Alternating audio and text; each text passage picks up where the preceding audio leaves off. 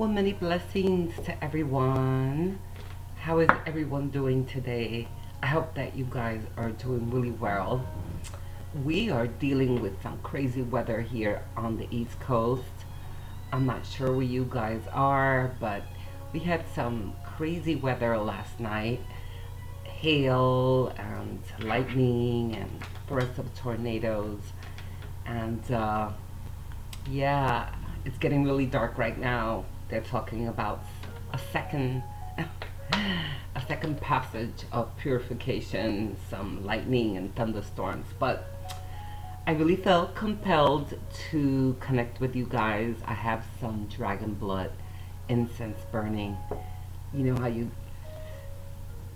well, you don't know, but from the videos that I've made, how I love scent, right? Aromatherapy. And I was just guided to put some dragon blood incense, which I love.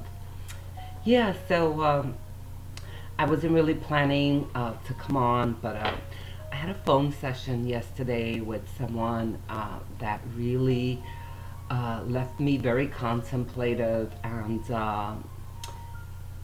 really felt that it was important to share today on the subject that we were speaking about yesterday.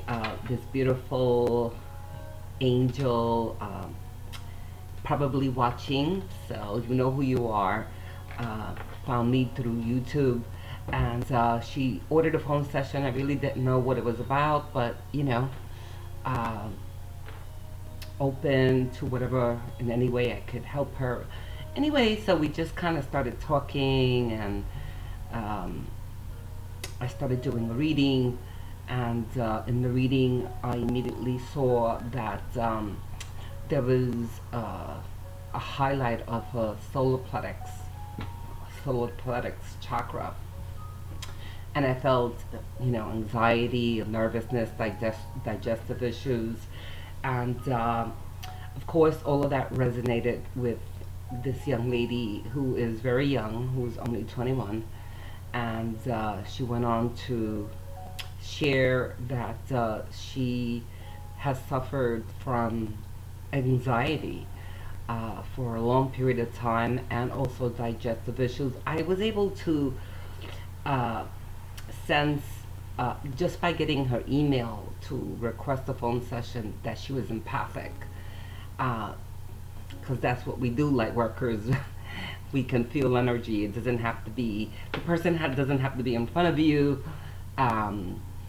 Just an email, a text, you can feel. And for those who work with energy and feel energy, you know what I'm talking about. And so I was able to tell, by the initial email that she was empathic, but I wasn't sure what was guiding her to have a phone session. But of course now here we are talking, and I had really great compassion for her because she's so young and she's been through a lot. At a young age she was taken to see a psychotherapist, which was really great. Parents not understanding the reason why she was experiencing anxiety, and it took us 5 minutes, 10 minutes, or less, for me to immediately highlight to her that every characteristic and symptom that she was experiencing is directly correlated to the fact that she's an empath. Excuse me. And I'm not a doctor. Well, I'm a doctor of natural health. I cannot diagnose, and I wasn't attempting to do that, but I could definitely energetically come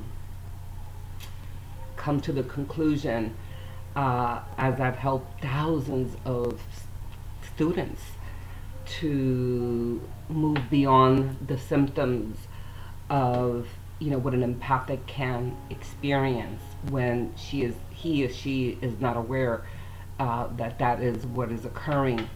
And so let me explain a little bit about that. And again, what I share is based on my observation, on my work of 20 plus years, on my own experiences. I wish I would have had someone when I started to develop. I was very young I didn't know what was going on. I used to have what they categorized as night terrors at a young age, 6, 7, or 8, and thus began my slow development into the multidimensional realms.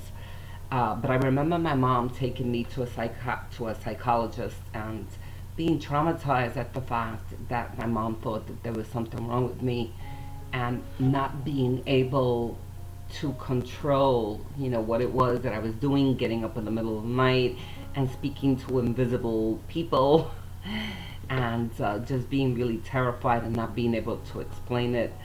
Um, and these periods for me sort of came and went. When I was in my early teens, I, much like this beautiful client that I was speaking to yesterday, started to develop acute anxiety with no rhyme or reason of why. Well, I had a lot of stress going on without a doubt, and that could have been part of it, but then I started to develop hives, and that was a very traumatizing experience for me. I was in and out of the hospitals for almost a year, dozens of times with these hives. Like, I can't even express to you how big they were. And so much so that they hospitalized me many times because they were afraid that I would develop one in my throat. And the swellingness would, obstruct my breathing.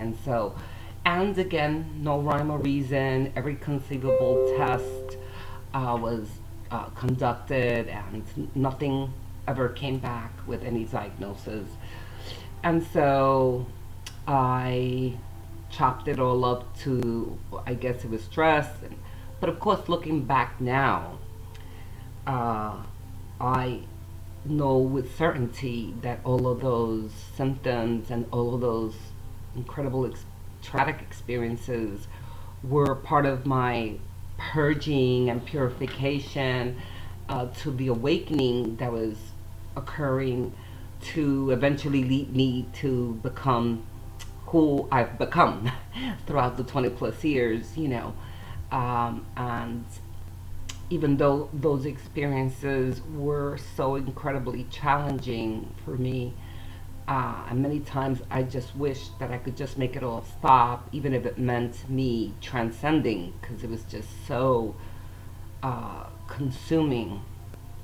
I wouldn't give any of it back, knowing today, being a witness to just the incredible miracles that happen in phone sessions and person sessions and distance sessions and the books I've written and the events that I do and the classes that I teach.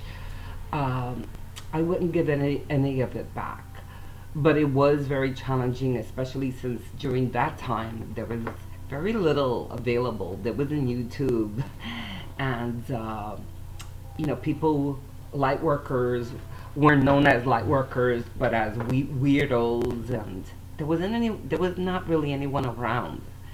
And so I'm really humbled but very happy, and really grateful that social media is such a foundation and a platform for people to find this kind of information, to explore, and of course to YouTube, where this young lady found me yesterday, because it means a lot to be able to provide some assistance, some guidance, and to say, more importantly, I know what you're going through because I went through that, and hang in there, because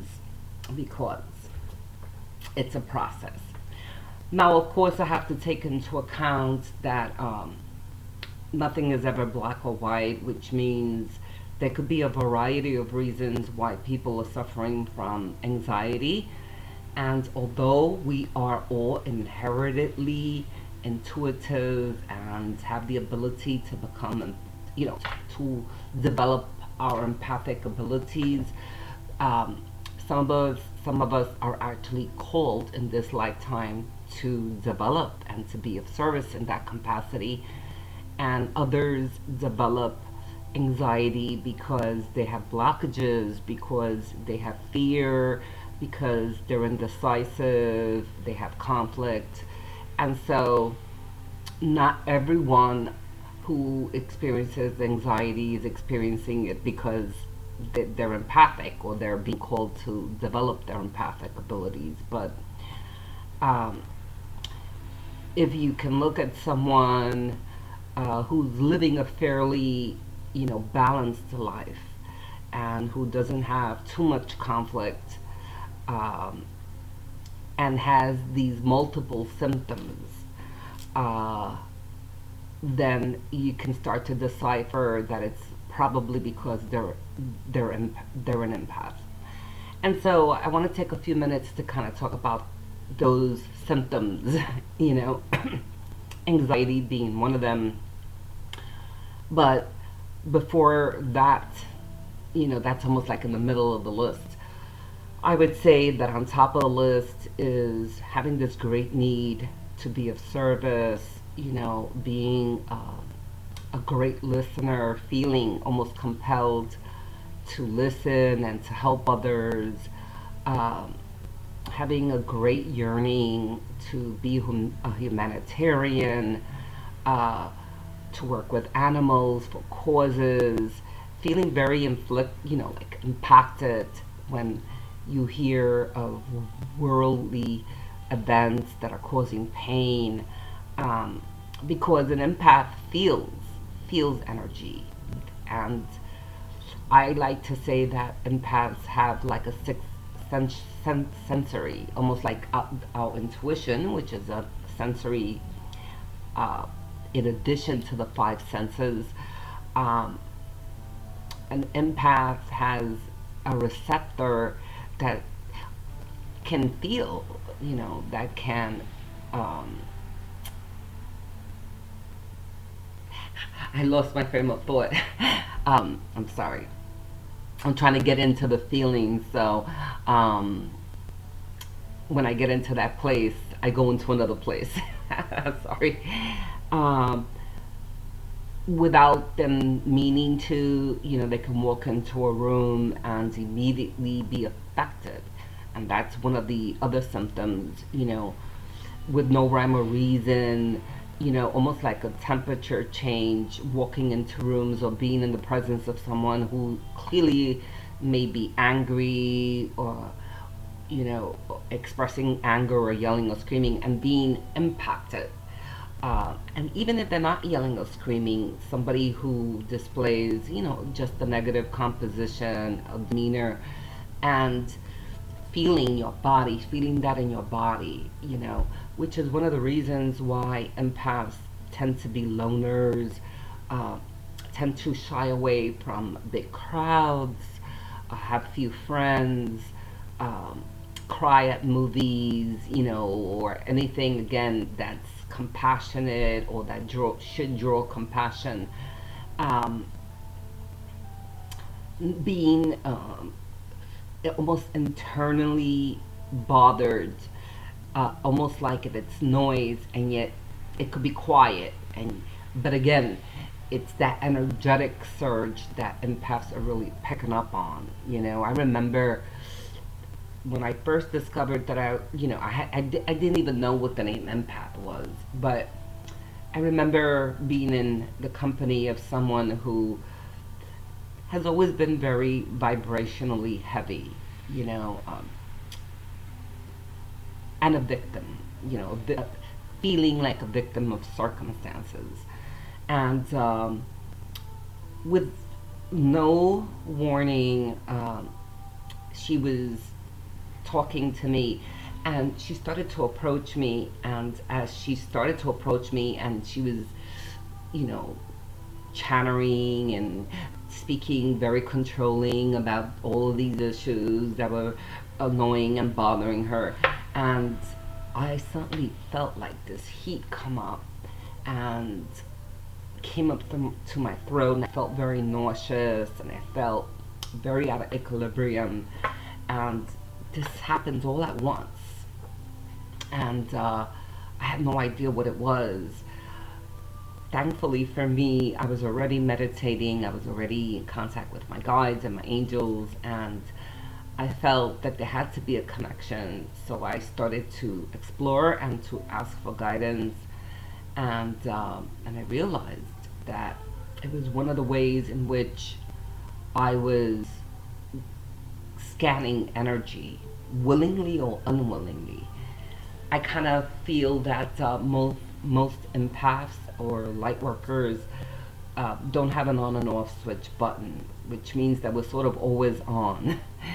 And even when we're not looking to heal someone else, some of us could, be like this, trying to, get everybody's attention and promoting ourselves. But for the most part, even when we're not trying to do that and we're trying to be normal, live a normal life, we will pick up, the energy of others and even be aware of somebody's conflicts. I know I am. I'm always aware, which is why I try to not make too much eye contact when I'm not working, because I don't want to know. I don't want to hone in um, unless I have to. But anyway, I felt that it was really important to share a little video about this, because I feel, again, a lot of compassion for this young lady who has been sort of experiencing this all by herself, who's only 21, and she's an amazing light worker in the making. I could sense from the reading that I saw that she has a great mission, excuse me, ahead of her, a great calling, and excuse me, and I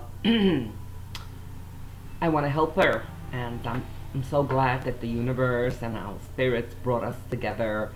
And I realized after speaking to her, wow, like, there must be so many other people out there who, like her, may be having these symptoms and has been labeled as having chronic anxiety and taking medication and not feeling good with the medication. And again, I'm not endorsing in any way that people should discontinue taking medication, or that that's not an appropriate choice.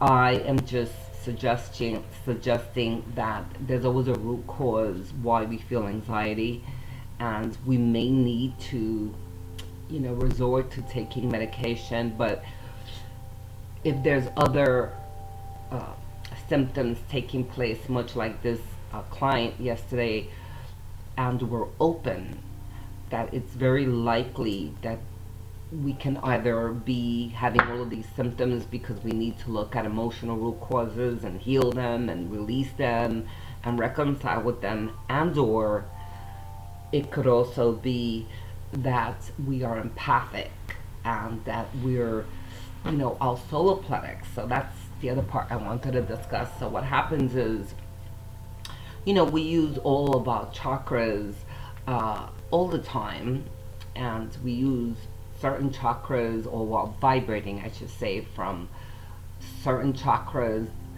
depending on what it is that we're doing.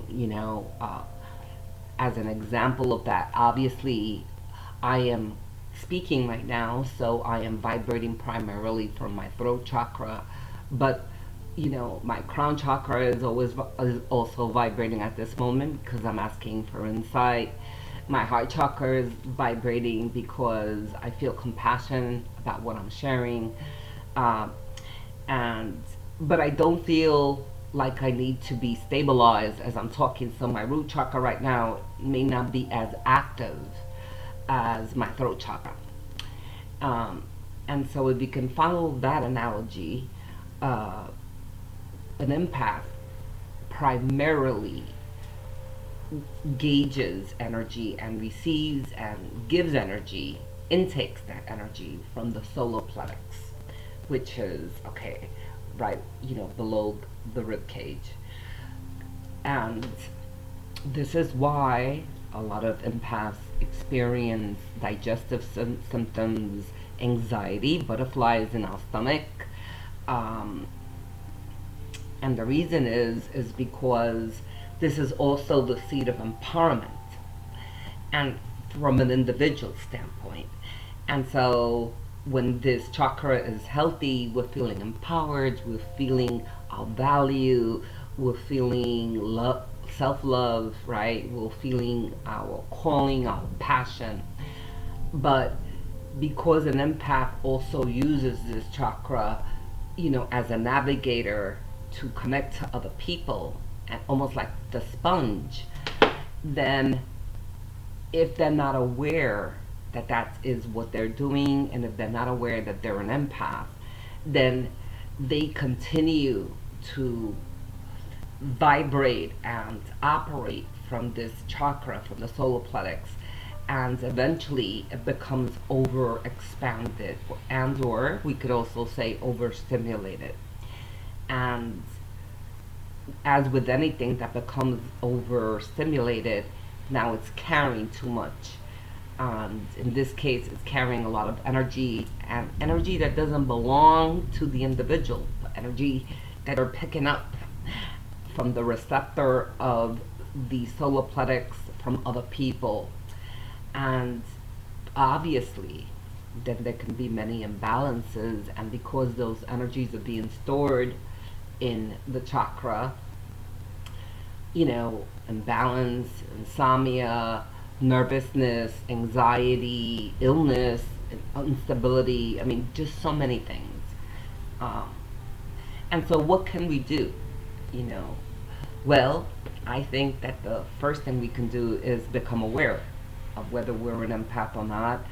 And again, we could do that by taking an inventory of how do we feel around people. Are we affected? Do we feel the energies in our bodies? And do we have this desire? Do we always feel gravitated to be helping others? Are we overly sensitive? Because we hate to hear that, but we are overly sensitive. We're heightened as empaths.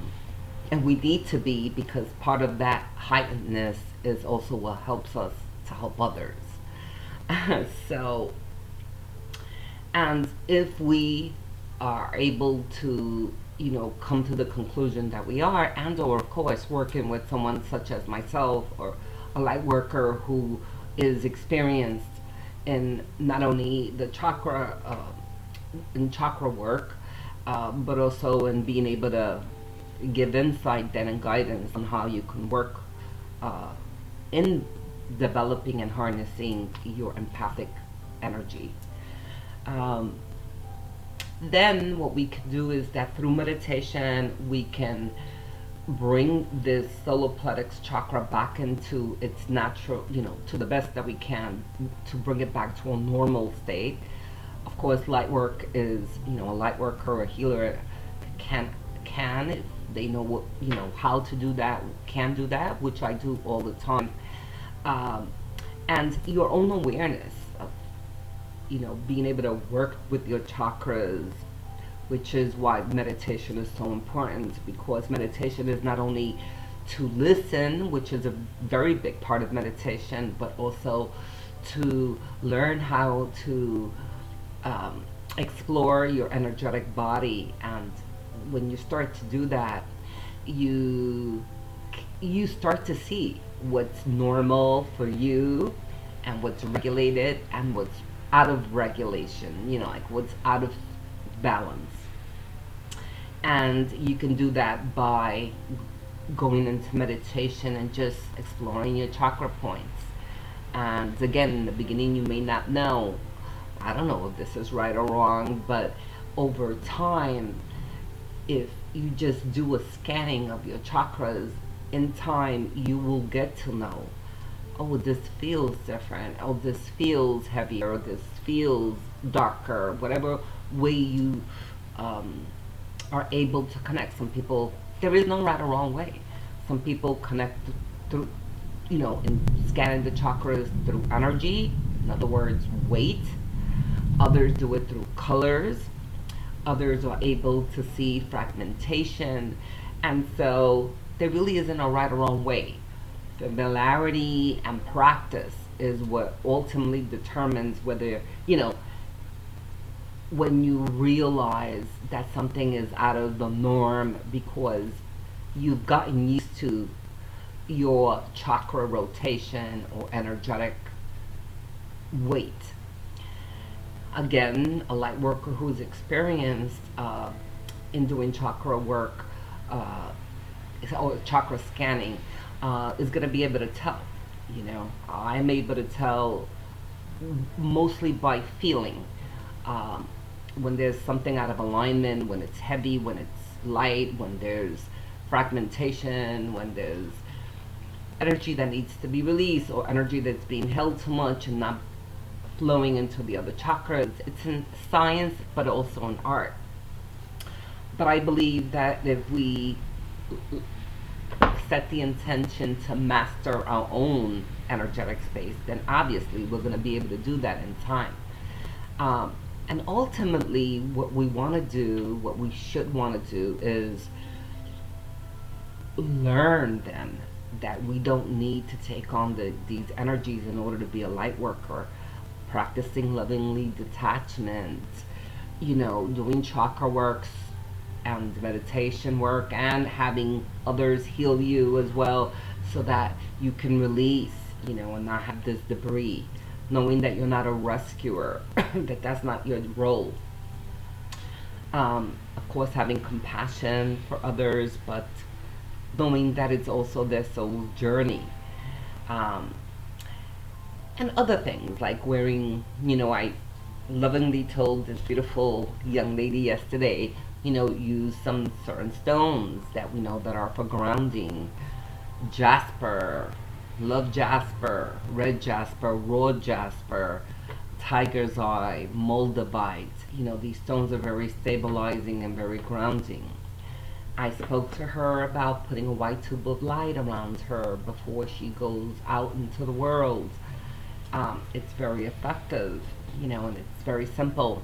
You know, you start at your feet and envision like a zipper coming all the way up through the center of your chakra points, all the way up above your head, and sealing it, asking the archangels or asking one of the ascended masters to encase you in a white tube of light, which is almost like a cocoon that you're placing around yourself that will, I don't like to use the word protect, but will keep you, you know, in a illuminated state, and with that beautiful illuminated shield, uh, lower vibrational energy will not be able to penetrate as if you didn't have the white tube of light on you.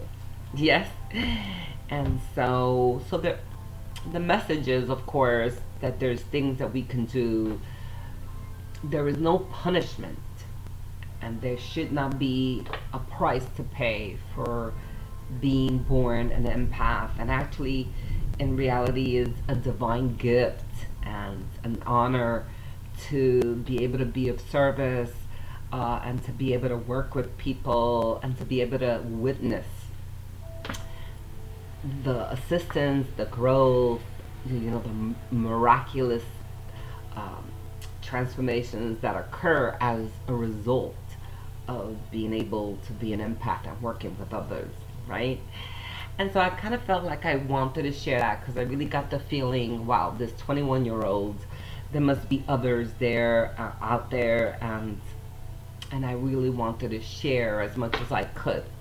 Of course, I've written many books, and I also recommended to this client to read. I'm sure many wonderful books out there on the subject, but I wrote a book a couple of years ago called How to Harness Your Intuitive Nature.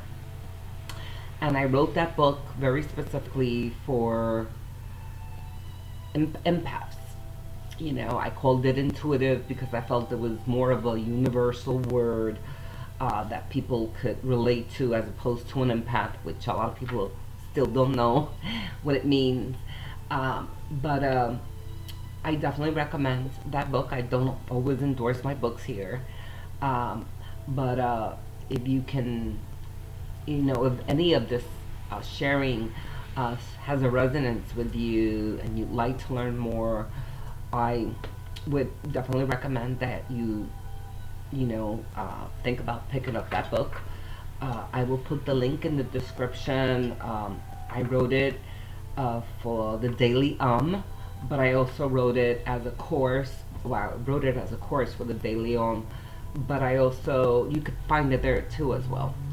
But I decided to turn it into a book because I've worked with so many thousands of beautiful light workers who had no idea that they were a light worker, but more importantly, they didn't know why they were experiencing these feelings of, instability, of imbalances, of anxiety, of, illnesses, and all the while we're attempting to walk this amazing spiritual journey.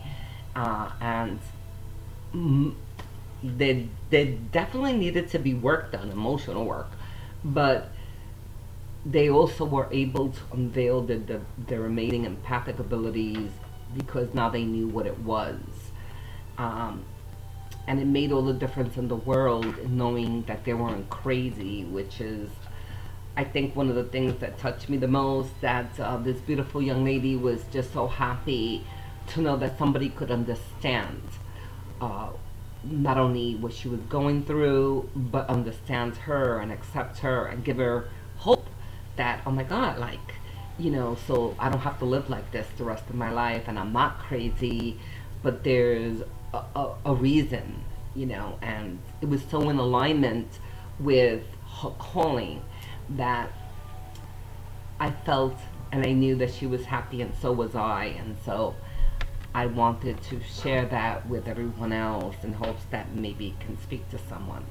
And again, you guys kind of know me here. For those who have lovingly followed my YouTube channel, I don't usually ask this at all, but if you're inspired to share this link of the social media, or if you know someone who you feel may have a resonance with this, why not share it? I love sharing. I drive my students crazy. I always take photographs of beautiful moments that we have at the office because not only is it a beautiful memory, but we never know when we're going to spark or inspire or really truly help someone by what we share, especially if it's something that's been helpful to us. And just imagine, I know that for myself, it was a wonderful joy to know that this young lady found me through a share of doing a YouTube video. And sometimes I say I don't want to do that. I don't have the, thousands of subscribers that YouTubers have, but she really brought back to light to me yesterday that only one, that if there's only one that we can help assist and transform, then you know what, we did what we came here to do, and that's an amazing feeling of fulfillment, right? And so go out and share the link if you feel that you can help someone out, or let them know about it, because again, that's what the video is all about.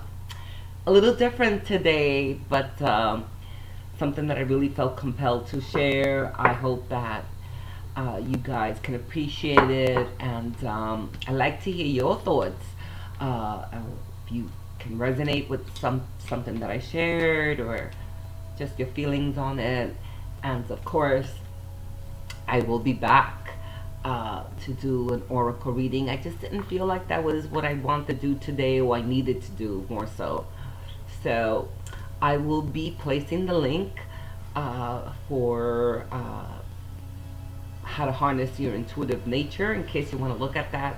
And of course, to the phone sessions or the distance sessions, if anybody is inspired to explore many of the different hats that I wear. Yes? Well, it was great speaking with you guys today. And of course, always, always, always leave you with my light, with my love, with my light, with my love, and with my peace. I love you guys. Have a great time, and I'll be back real soon. Yes?